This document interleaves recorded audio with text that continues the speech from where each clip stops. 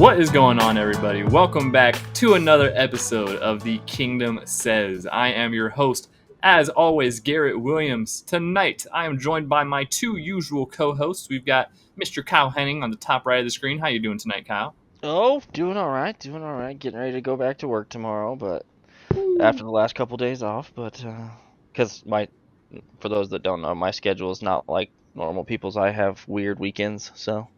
But ready to talk a little Chiefs ball. We got a bunch of training camp stuff. We've got injury news. We've got all kinds of stuff going on. All kinds Suspensions of stuff. for other people. You know. The usual August activities in the NFL. Also joining us, Mr. Arrowhead Tom. Man? Tom, how you doing tonight? I'm good. You know, I missed. Wasn't here last week. Didn't get a chance to be here and poke the bear a little bit with Kyle as we were talking about all the silly reactions that we see sometimes with the internet and Anything, but yeah. specifically available players for the Chiefs. Yeah, any available players. The thing that I would like to point out with something like a Micah Parsons or Terry McLaurin, do the Chiefs want those guys? Absolutely. So do the other 31 teams in the NFL, including the teams that they're on. So, relax. That was part of my discussion last week of he may want to be traded from Dallas, but Jerry has 3 years of control left because he's under contract this year and has 2 more franchise tags to use. 2 more. So this could drag on for a while. Typically, owners just don't give up. They don't just give up control of really good players like that. You know, there's a reason they got all the franchise tags and different. I mean, can you imagine the headlines Jerry would miss out on if he didn't try to make this as big and long of a drawn out as possible, which is the thing Jerry loves most, which is headlines. Yeah. Mm-hmm. All right, the Kingdom Says, a Kansas City Chiefs podcast that started by talking about the Dallas Cowboys. Now I'm good. I'm glad to be back. The ADHD is in full swing. The it's kind of your fault, Tom. It was kind of your fault that we started. So antagonize Kyle is here. I've been built up. So I'm here to inspire tirades and tongue-in-cheek points and talk about this scrappy little team of ours. So let's talk about the old scrappy Chiefs, who are looking, they're looking pretty good. I think the Chiefs are in a pretty good spot right now. There are some areas of concern, though. There are some areas of concern. So we're going to talk. Yeah. We're going to kind of lead off with some of the injury concerns that the Chiefs have been having. Luckily, this camp, I feel like relatively, and obviously compared to last year, relatively, injuries haven't been as bad. You know, there's not been as big of positions that you're missing to injury. There's been a couple. There's been a couple guys like Jawaan Taylor who's been in and out, which we ended up finding a lot more about Jawaan Taylor's 2024 and how unfortunate that was. For those who didn't see a lot of his press conference clips, he came out and basically said that he had a pretty significant knee injury or pretty early on in the season that he had to just tough it out for the rest of the year, and he got some cleanup surgery and some stem cell stuff this offseason. So that was news. I tell you, that was news. I mean, kind of. We knew he had something wrong with his knee because anytime they went indoors to practice, he didn't practice. So anytime they were on artificial turf, there was no practice. He played in the games with the artificials, but he did not practice at all when they went inside. So we knew something was up. It wasn't to the Wanye level of what we knew, which we knew Wanye was toast with his knee. Yeah. That also is kind of a testament to Jawaan Taylor a little bit, for as much as that dude gets crapped on by this fan base in some instances, Chris Collinsworth and the rest of the national media in other instances. Yeah. He did all that with what basically was described, from what I gathered, from what I kept hearing, was a meniscus tear. And that's a big deal when you're 300-plus pounds trying to stop other 300-plus pound men from pushing you around. Knee stability is kind of important. It's a big one. And he battled and was, as long as you don't go off of PFF's imaginary numbers, he was largely fine for most of the year. He was probably, he was by far their best tackle last year. Yeah, which isn't a high bar to clear, but still, it was good to see that he was able to tough it out. And obviously, with the little options that they had at tackle last year, it would have really sucked to have yet another one go down for most of the season. So, if he's down, you're that doesn't end in a blowout in the Super Bowl. That ends way sooner than that. Probably way sooner. Yeah. Yeah. And even, again, gosh, if you were with us last season and you've heard me talk about it, you've heard Randy talk about it, we've all, expressed our frustrations with Jawaan Taylor. I will say this is, again, where these guys are on a whole other level, right? If I tear my meniscus, I'm not getting out of bed for weeks. Like, good luck. Yeah. You might as well put me in a box and start digging the hole. Knowing that he's out there playing, like that is the next level. So, I respect that a lot, especially because, again, his motivation is, hey, the team needs me. And even at 60, 75%, 80%, whatever he was at, and it's never it varies, right? If you've ever dealt with an some days you're like, all right, I feel like I'm almost better, and then the next day you're like, oh god, just cut the leg off. Like, just start swelling up on your ramblin'. And you're like, oh my goodness, especially that's what a warrior. I mean, that's a good, it was good to get that insight into Jawaan and how, they're splitting and why they're splitting right tackle reps this training camp. Although it does still seem like Jawaan has the lead in camp, and he'll probably likely be the starter. I think a lot of the splitting of those reps is more for Jalen's benefit than necessarily Jawaan's detriment, if that makes sense. I mean, he played mostly left tackle behind Trent in San Francisco. Not a lot of teams do the whole swing tackle thing. It doesn't seem like. It seems like they have like a backup for each side, as opposed to, hey, we're going to ask you to be the main backup tackle for whichever side has a problem. Yeah, that Andy maybe even and the do. Interior. Maybe even the interior. And yeah, because you've seen him split reps with Kingsley. So a lot of this, I think, has more to do with getting Jalen ready in case they need him at any point across the line other than center. Maybe right guard, because they have Hunter Norzad and oh god, the other kid from last year whose name I am blanking on terribly. Hansen. Yeah. Also got Mike Caliendo still, of course. Mike Caliendo. Yeah, and Big Mike is still running around out there, but that it's more to get Jalen more up to speed, I think, at multiple spots than it is, and Jawaan's been in this offense a while now. Exactly. He doesn't need a lot of extra kind of reps in training camp. That are just get the guy you're paying $15 million a year, get him some reps and get him prepared for any situation. In which case you're missing an offensive lineman. That's probably the most ideal.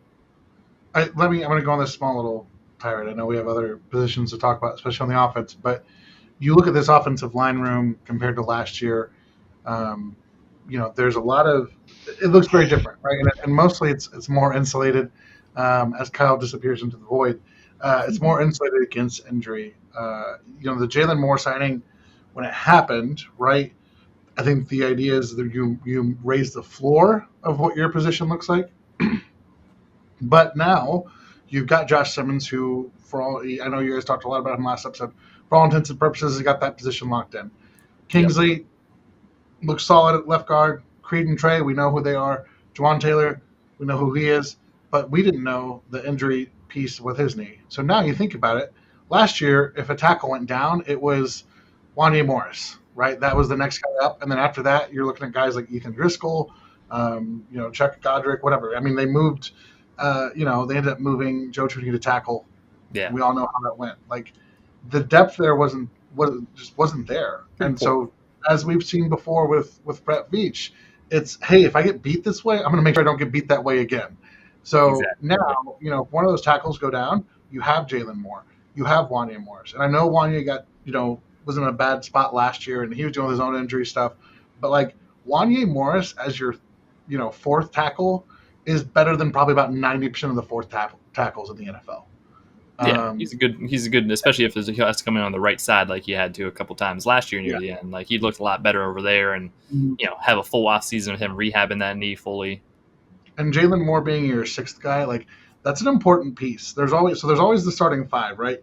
But especially good teams, when you're down in the goal line and you bring in that extra lineman, Moore having some of that flexibility too, playing guard, playing tackle, getting those different spots. Like there's so much value in that, not just in the sense of being a backup tackle, but being able to, mix and match with some different sets, letting him, slide in if there is an injury.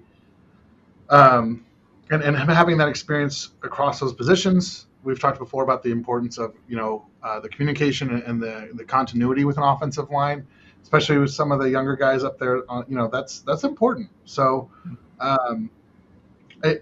you feel much better about this line than we did last year. Are there questions? Yes, but if we start dropping bodies, we're gonna be okay. And I'll even say Ethan Driscoll and Chuck Godric are those guys that have hung.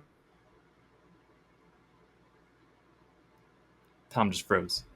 Oh no. Okay, I thought that was me for a second. I was like, oh no, Tom froze. Kyle's not here. Yeah, I'm back. Yeah, no, that Okay, he's back. yeah, Garrett. It's all by. I was like, oh man, it's just me now. Okay. No, Just you. I'm here. It's just my camera has left the chat for a minute for course, some reason again. So Yeah, Kyle is the talking circle, but he is here with us.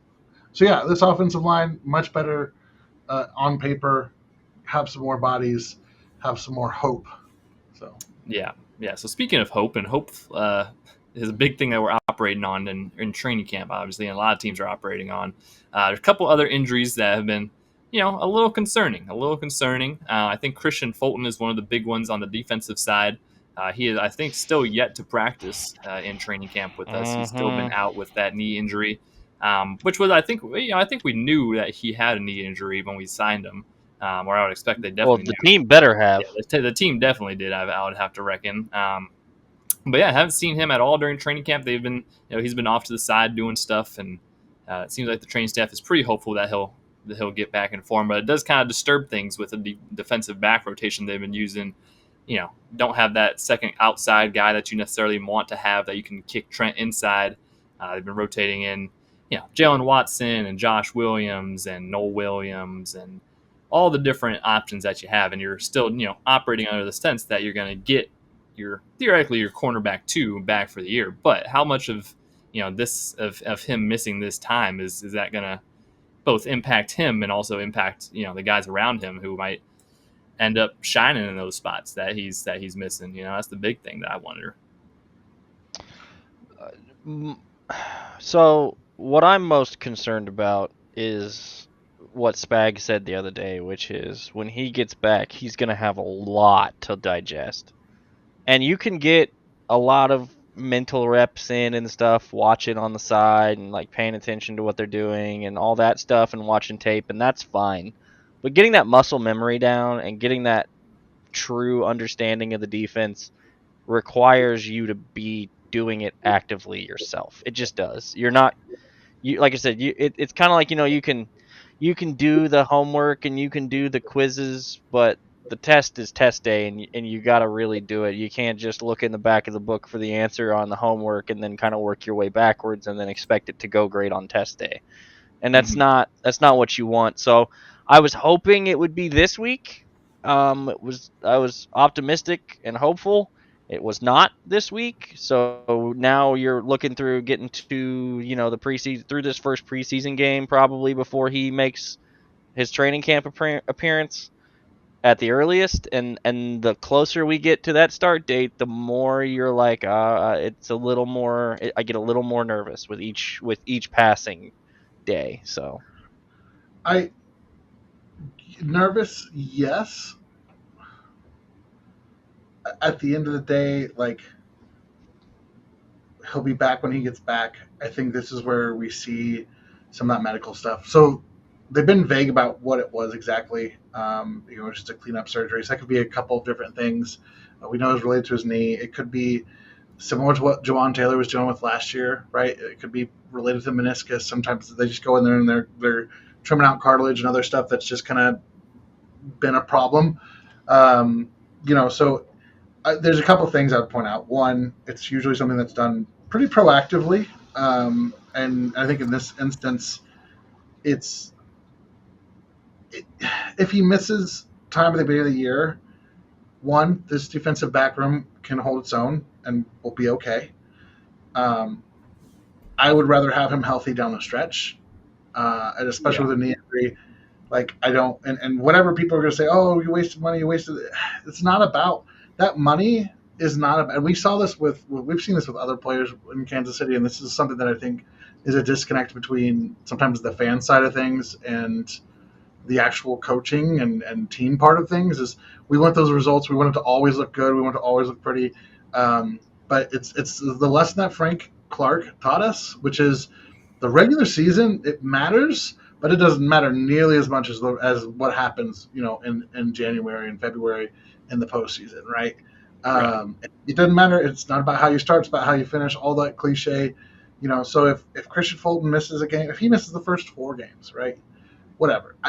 I don't want that to be the case, but if it means we have him healthy and he's ready, what I don't want is to rush that back and him ended up with a more significant knee concern, and then we don't have him down the stretch. So that's true. The anxiety is warranted. I understand, but I have a lot of faith that the team and the medical staff are going to do what they need to do to make sure that he's available for them when it matters the most. And again, this defensive back room, even if people are kind of moving around, whatever, they know how to win, with the guys in that room.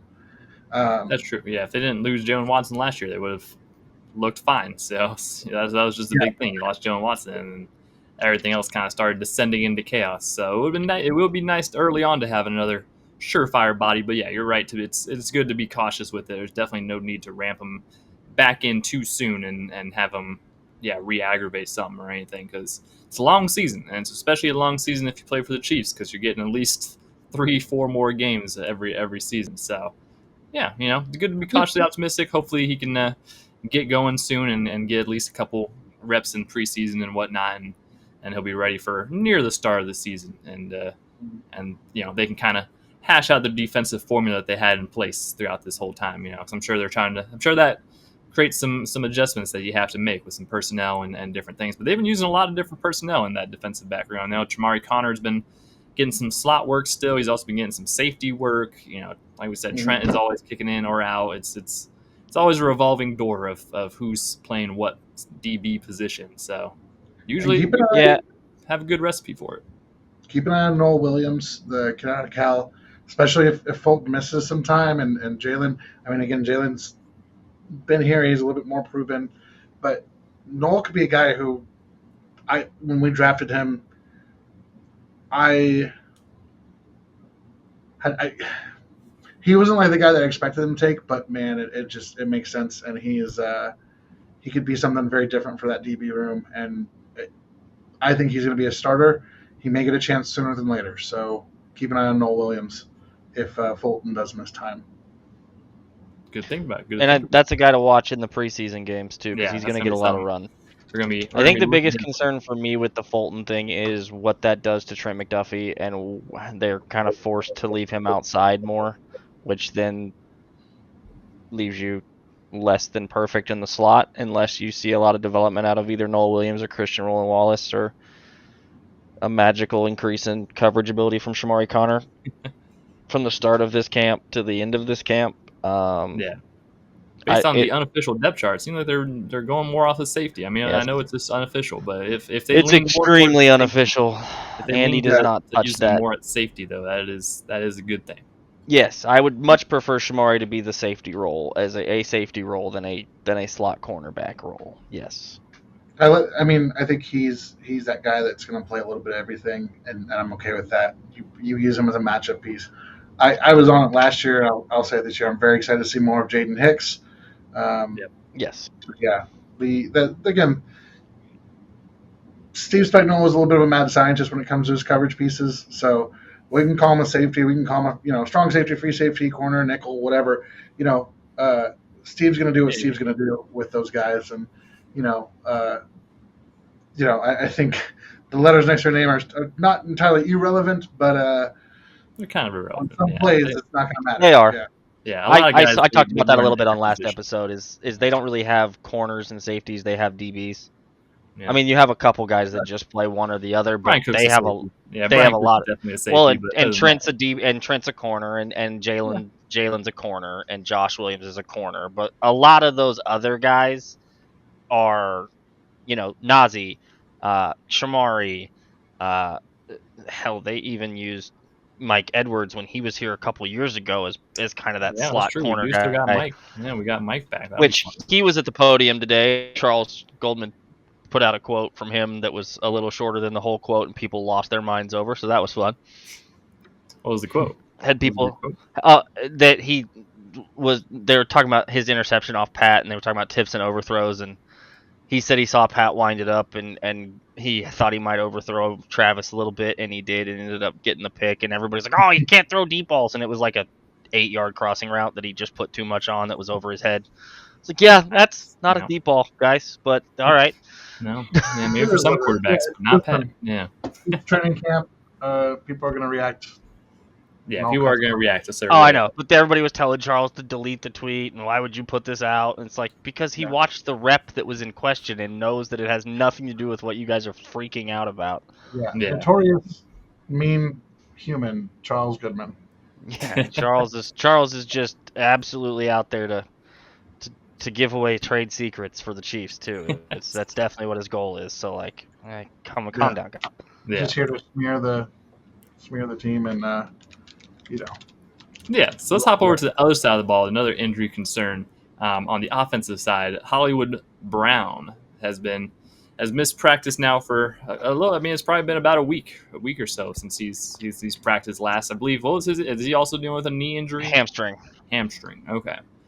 So that's this is the one that's so everybody's like, oh, he's injury prone. Before he got to Kansas City, he had some soft tissue stuff.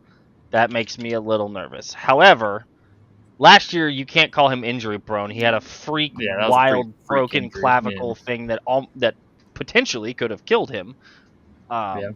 Because of the way that the way that it broke, it was the Tyreek injury, but it broke the bad way, and as opposed to Tyreek's, which broke the good way, and that's why there was such a time difference between the two. One required surgery, one didn't, so on and so forth. Mm-hmm. But that's a freak thing. That doesn't make him injury prone in his time in Kansas City. That's a freak accident. Now, is it ideal for him to be missing some training camp when they were fully focused on trying to get timing and everything down, and that was one of the things that he missed out on last year? No. However, as Tom kind of put with Kristian Fulton, I don't care as much about rushing him back from a hamstring injury in August. I don't. Mm-hmm. Doesn't matter. He knows this offense. He understands. Yeah, he had a full training camp last year of this offense and learning it. And he was obviously still in the building all of last year learning. He worked with Pat this offseason. He worked with Pat all last offseason. I'm not as concerned about that. And it's not about August and September. It's about December, January, and February for this team. Let's make sure the hammy's perfect before we go back out, even if it was just a slight strain. Yeah. There's no reason. There's no rush. As hot as it is out there. Yeah. And it's very hot. Yeah, that's the thing. Yeah. I've got to hear, like, yes, as he suffered some injuries, specifically, they all appear to be on his right leg. But I'll say this. So he's had a couple of different thigh and hamstring kind of issues, the generic. In fact, he's had, I think it looks like 2 during training camps. He's not missed an NFL game because of a hamstring pull. He's had, anytime he's missed time, it's been something pretty significant, like a break. So some of that goes back to what we said with Kristian. You're managing, right? Hollywood's, what is he, 30 now, or 28, 29? He's been in the NFL for a while. He's an explosive guy. He moves fast. Like, that's a lot of stress on tendons and ligaments, and these things happen. Do you want to take you want to be cautious? And as Kyle said, we want to make sure he's needed when we need him most.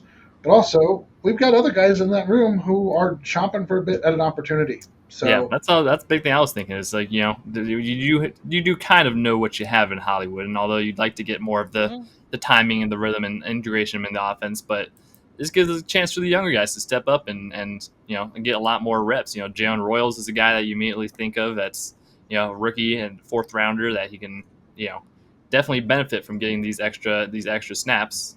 That's a big one. And you want him to, because you also there's also a good chance that you're going to miss Rasheed for several games this season, and you want as many opportunities for Jalen Royals to get up to speed quicker than even Rasheed did in his rookie year, or Xavier did in his rookie year.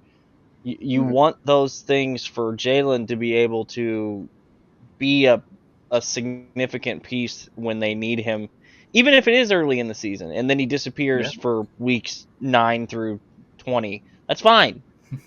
But you want him to have as much. Go ahead, Kyle.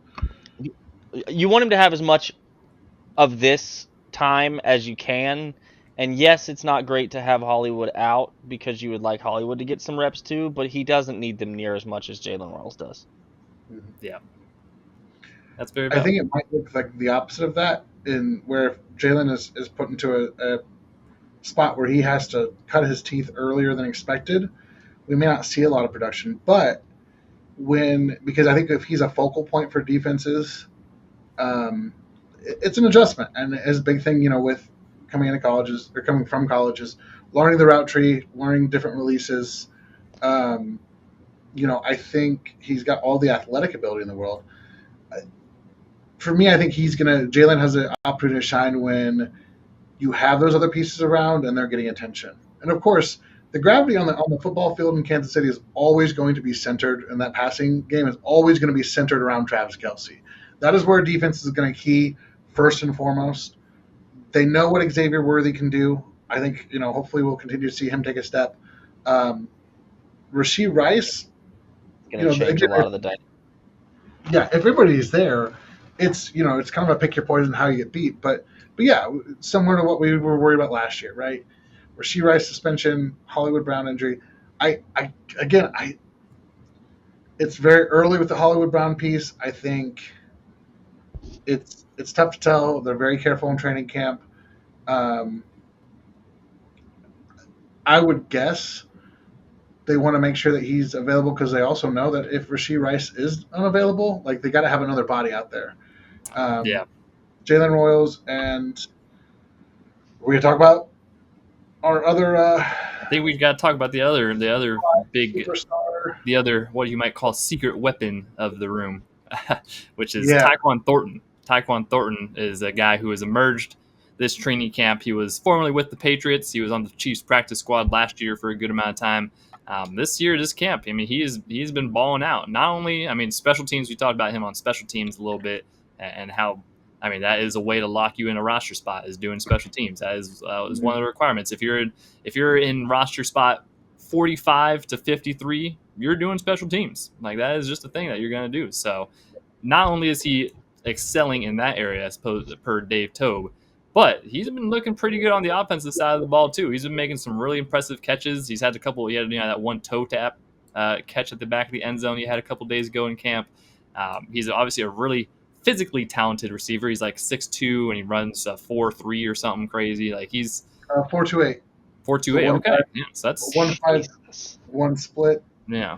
So obviously the Chiefs saw that and they said, "Yeah, we're gonna sign him. We're gonna try him out." And he's been looking really good. And with all these, absences of other wide receivers out there, could he potentially get a much bigger role early on in the season? That's a good question. Well, you see the deep ball down the sideline today, and there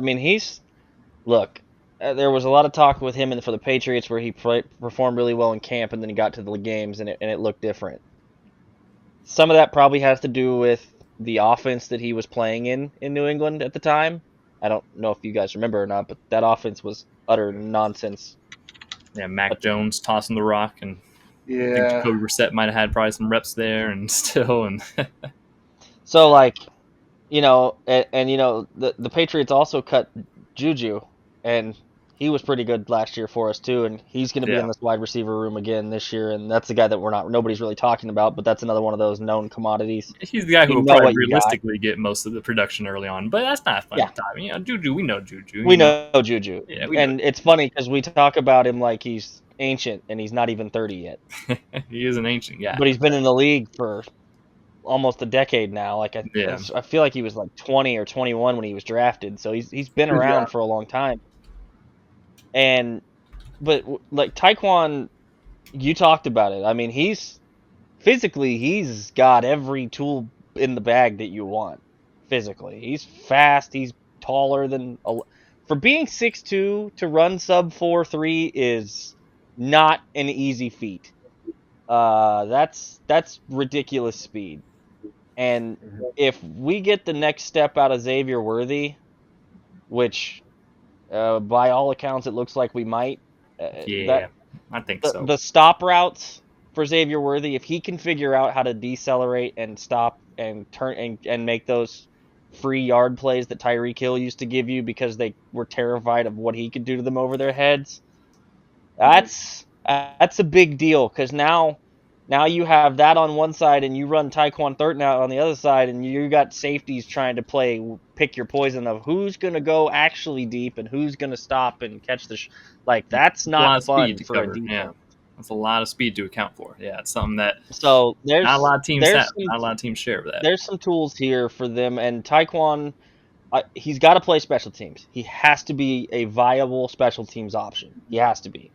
Because as Garrett said, if you're 45 to 53, that's Uncle Dave territory. That's where he comes in to play. And if you want to make it at that kind of a spot, because there's only a few spots open on this roster. We've talked about this. There are not a lot of openings on this team. He's got a chance, and they also could very easily go with more of a multiple tight end set early on. That too, because they've got now. We've had a couple of tight end injuries with Wiley not really participating much until recently. Brenningstool being out with his, I think his was a hamstring. I think he's a hamstring as well. Yeah, he's soft tissue. And so you got those guys out, but then you have Robert Tonyan, who was an established tight end in this league and was very good in Green Bay with Aaron Rodgers for a while. And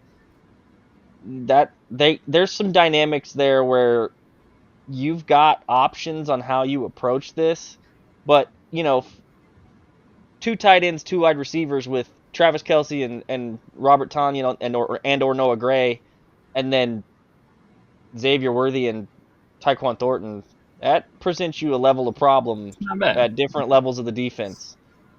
And so there's a lot of things that they look to be doing. Patrick seems to be overly lasered in this training camp, more so than I think we've seen in the last few years. Yeah, Pat's been throwing dimes. I'll tell you, he's been balling out so far. He had a sidearm throw to Travis today that basically grazed the ear hole of the defender as it landed in Travis's hands. He had another one to Magdalena. Yeah. Who, that's the wide receiver who, fun camp body, probably just a camp body. There's just not enough room in that wide receiver room. Yeah. But in the active roster conversation, probably not. No. And so, but when you've got that many choices, Tyquan's got it the best shot, I think, of that group of other wide receivers that aren't the 5 that are going to be on this roster without a doubt, which is, Xavier and Rasheed and Hollywood and Juju and Jalen. Those 5 are pretty much done. Yeah. Tyquan's probably got the best shot because he provides you the ability to do some, he can be a gunner. If, God forbid, you have to put him back at punt returner or kick returner, probably do that too. Probably do that too. And so it's just the nature of the beast. But I do think Tyquan has a real good shot at making this roster if he continues to do what he's doing in camp in the preseason games. He's got a shot at doing this. Tyquan's interesting, and it's one of those, we have this conversation every year about expectations, and I joke about the Bobby Scipio Award, and I don't think Tyquan is the Bobby Scipio this year.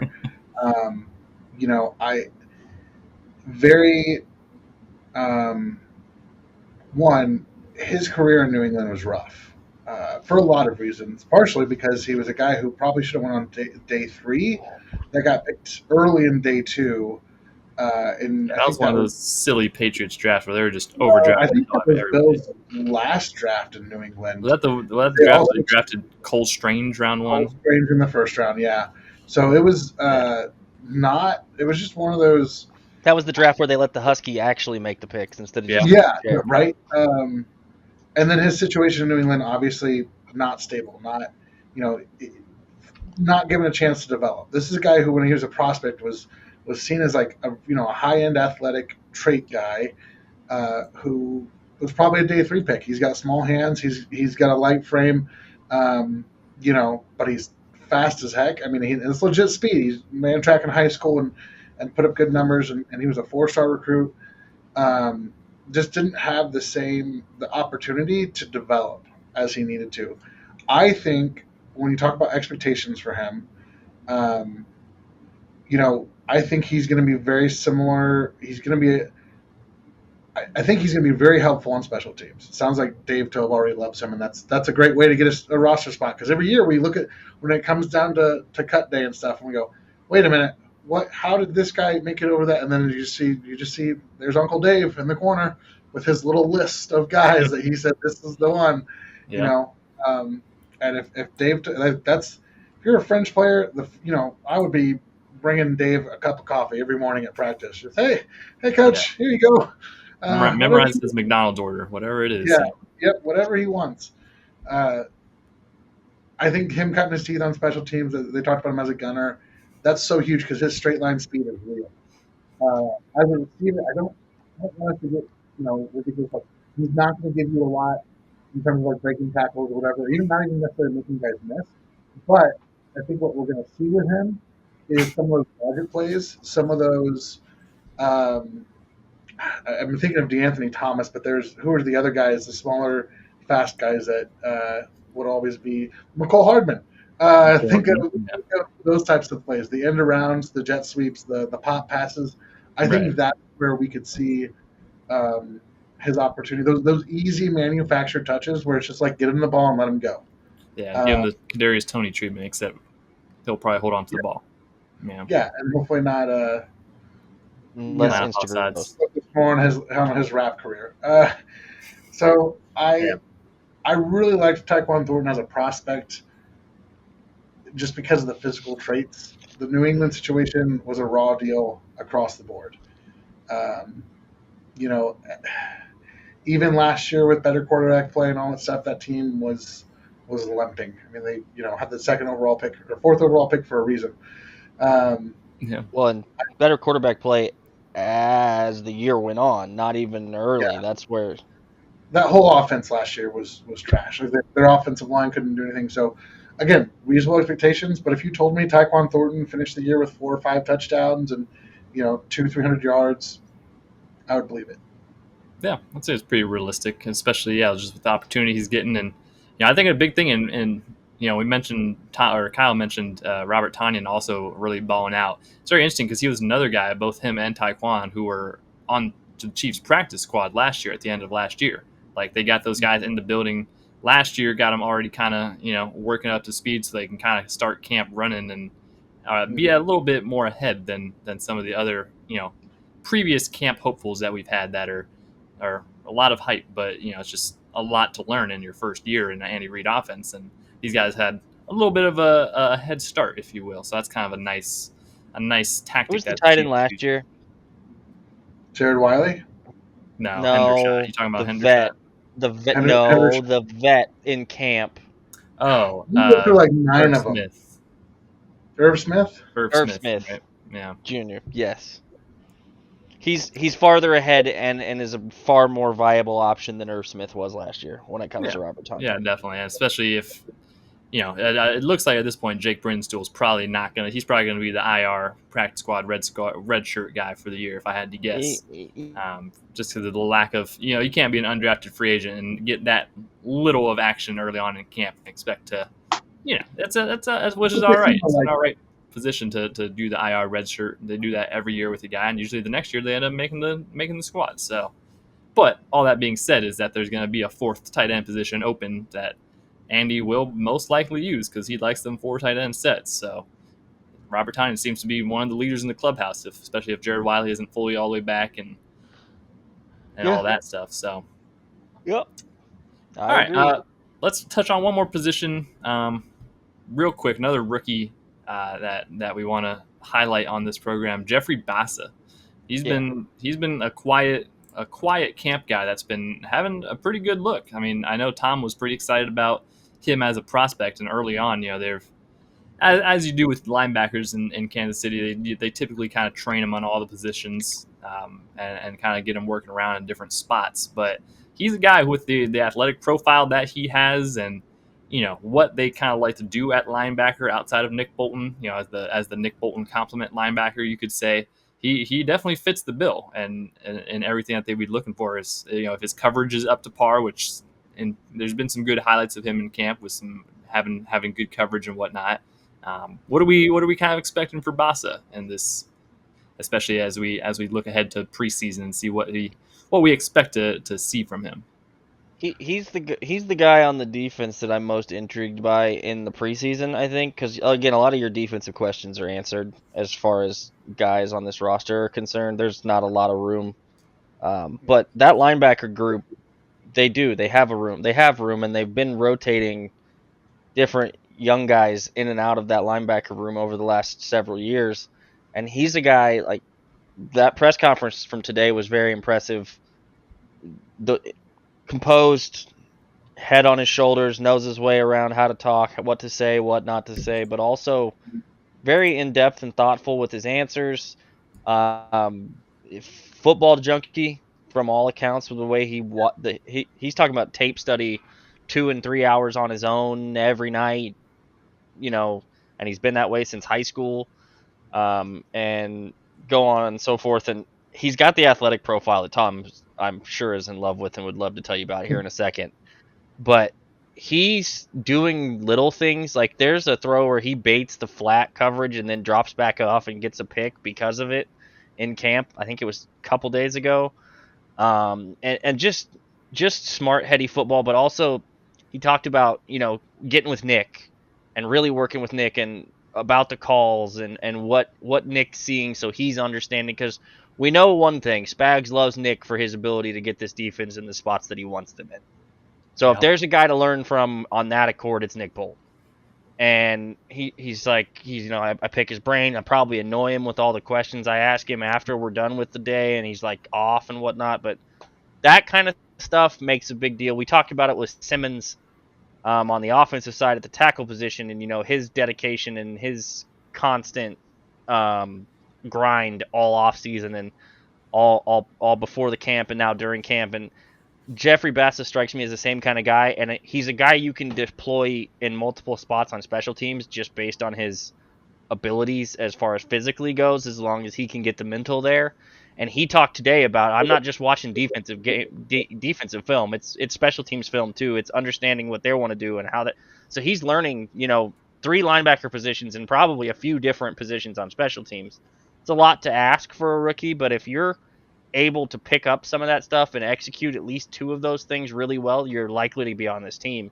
So seeing how they deploy him in these preseason games and how he responds to some of the advanced roles he's going to get and advanced asks he's going to get during these preseason games, because you don't have Drue right now. He's out with the back, which makes me a little nervous because back injuries suck.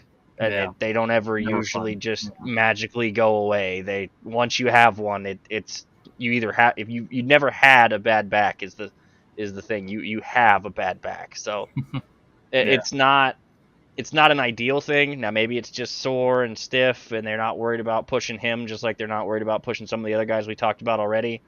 But Jeffrey Bassa could be a name that makes an impact as a rookie on this defense that we may not have thought was going to make as much of an impact earlier on in this season or in this draft process and all that stuff. So he's a guy I'm interested in from that aspect for sure.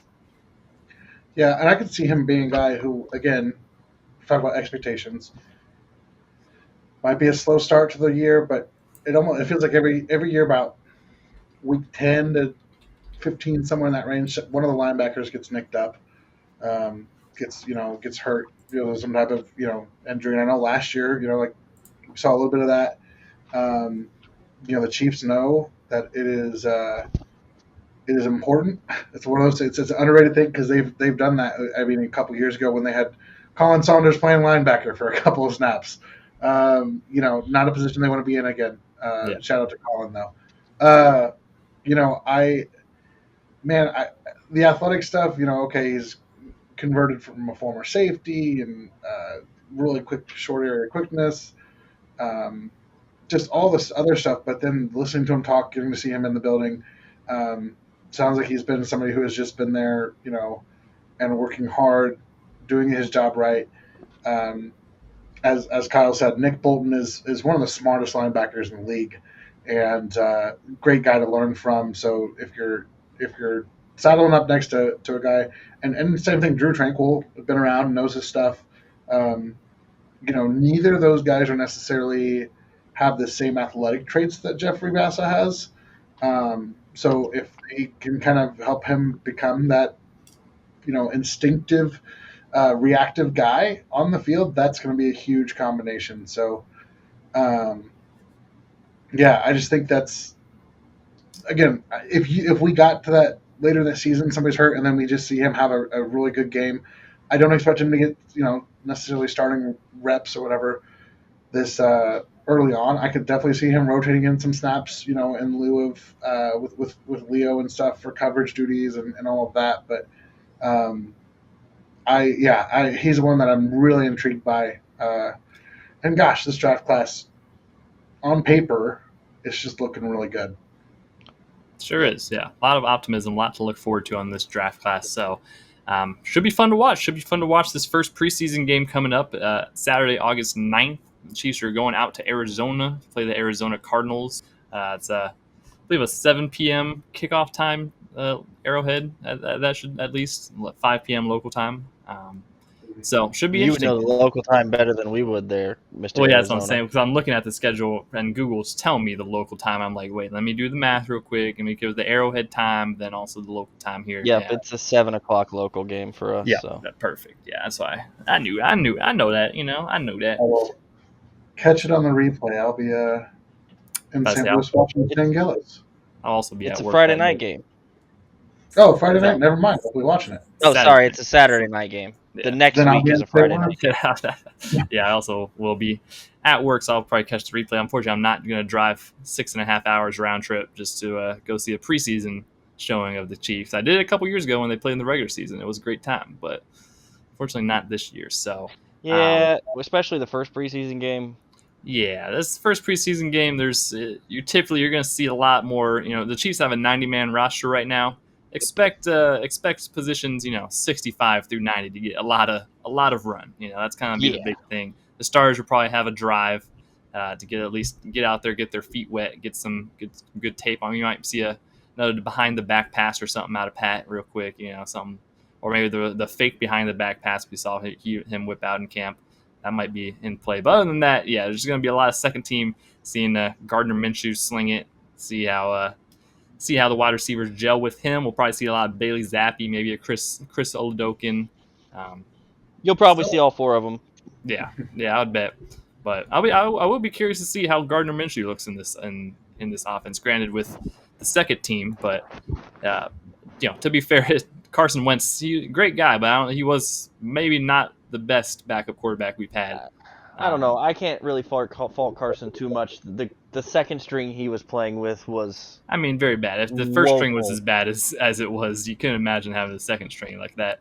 That Week 18 game he had last year. But either way, it'd be cool to see how Gardner performs, how he gets out there and looks. Obviously, has more local start or more like recent starting experience than probably any other backup quarterback that we've had of recent. So he was just starting for the Raiders last year. So by the time Carson was done with Week 18, he was ready to go home and not come back.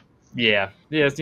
Shout out Carson, but it's Minshew mania over here in Kansas City now. So with that, I think that'll about wrap it up for us on this episode. We'll see if we'll be back in time before that preseason game. Tight. Maybe tight. Might be tight. Maybe a Friday night live if we're all around. Do a live a little bit before the game. I know Tom's going to be in Missouri, in St. Louis, so probably not. But Garrett and I might. Yeah. Maybe Friday night. Or maybe I'll get on and see if you guys want to jump in the comment section and go live and talk to me before we do the preseason game. But and for all of you who have been here, we probably should have mentioned it earlier. But please subscribe, join us. We're going to be doing this all year, like we do every year. Looking forward to another good season with a bunch of stuff for you guys on the content side and giveaways and all kinds of stuff. So hop on with us, join us, rate, subscribe, tell us we're great, tell us we suck. It's whatever. Just tell us something. Although another thing, that we probably should have mentioned a lot earlier in the program. I don't even know if I have. I don't have the overlay for it anymore. Uh-oh. Wait, wait for it. Wait for it. Boom! Underdog. We are still partnered with Underdog. So if you have not downloaded the Underdog app yet, you definitely should. You should use our code kingdomsays on that initial sign up. Great way to do fantasy stuff. Do a lot of just getting more integrated into the game. You can make picks. You can just have your different Do some teams. drafts, all kinds of stuff. Yeah, and Underdog has a lot of cool features on there. Not just making picks; they have fantasy stuff that they do there. There's a lot that Underdog does. So if you're interested in signing up, you should use our code kingdomsays. Go over to Underdog and download the app and get on the fun, because it's about that time that it's a good way to connect with further into the game. A lot of people like doing fantasy football. It's my mom too. I know she does fantasy football every year, and she's way more into football now because of it, so that's always a big positive. So heck yeah, if you're interested in code Kingdom Says at I would say at checkout, but it's really not at checkout. Just wherever you sign up, wherever you sign up, use code Kingdom Says. So with that'll do it. Appreciate everyone for tuning in, rocking with us. Be sure to follow us at Kingdom Says Pod on Facebook, Instagram, and Twitter.